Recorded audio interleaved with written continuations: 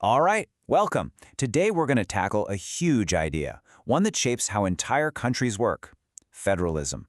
It's this incredible political system designed to solve a really tough problem that so many diverse nations face. How do you build one strong country without squashing all the unique identities inside it? It's a tricky balancing act, and we're about to see just how it all plays out. You know, at the end of the day, building a nation is like trying to solve a giant puzzle. How on earth do you take millions and millions of people with totally different languages, unique cultures, and their own histories, and get them all to feel like they're part of the same team?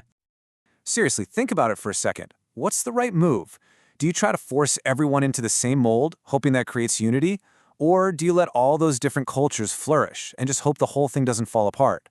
This is the fundamental question that every single diverse nation on the planet has to answer. And broadly speaking, the world has come up with two main answers. You can see them here on this map. You can go the unitary route, that's all the countries in blue, where basically all the power is held tight at the center.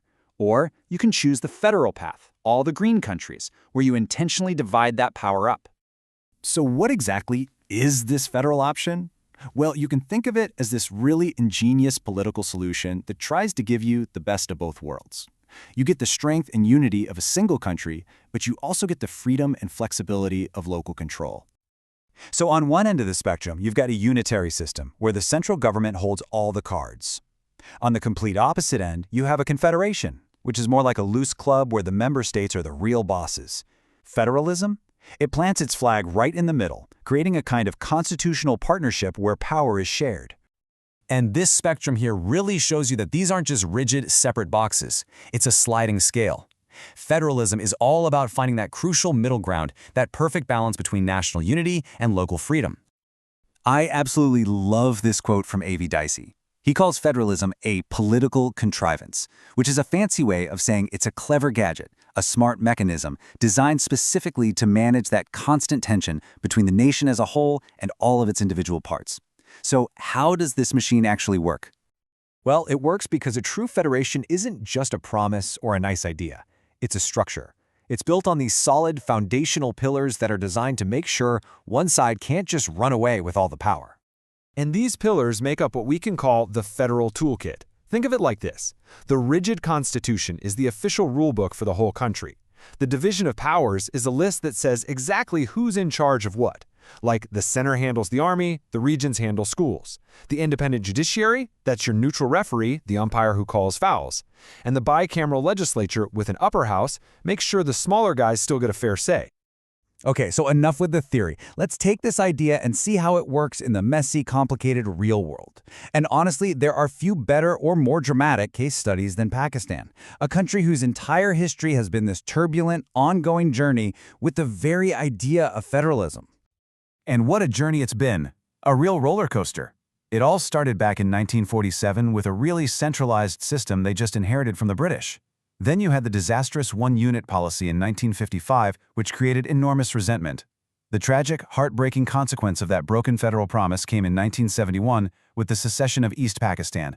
It actually wasn't until 1973 that the country got its first truly federal constitution, at least on paper. So after decades of this push and pull, the whole thing reached a climax in 2010. There was this amazing moment of national consensus that the old, over-centralized way had completely failed. The solution? A dramatic top-to-bottom reboot of the entire system, the 18th Amendment to the Constitution. And look, this wasn't just another law. People saw it as a total paradigm shift. It was about restoring democracy and, crucially, a real commitment to meaningful autonomy for the provinces. It was an absolute watershed moment for the country. And this was a massive, real-world transfer of power. First, they got rid of the concurrent list of shared powers, which basically ended the fighting over who was in charge of what. Then, 17 entire federal ministries, think huge things like health and education, were just handed over lock, stock, and barrel to the provinces. And finally, a new rule was put in the Constitution to guarantee that the province's share of the national money could never be cut. Because, let's be honest, political power doesn't mean much if you don't have the financial power to back it up. So, to really understand the impact of the 18th Amendment, we have to do what they always say, follow the money. And that brings us to the world of fiscal federalism. In Pakistan, the money gets divided up through a mechanism called the National Finance Commission, or the NFC award. It's pretty much a two-step process. First, all the major tax money gets collected into one big national pot. Then, they decide how to slice up that pie between the central government and all the provinces. Now, after the 18th Amendment, this is where things get really interesting.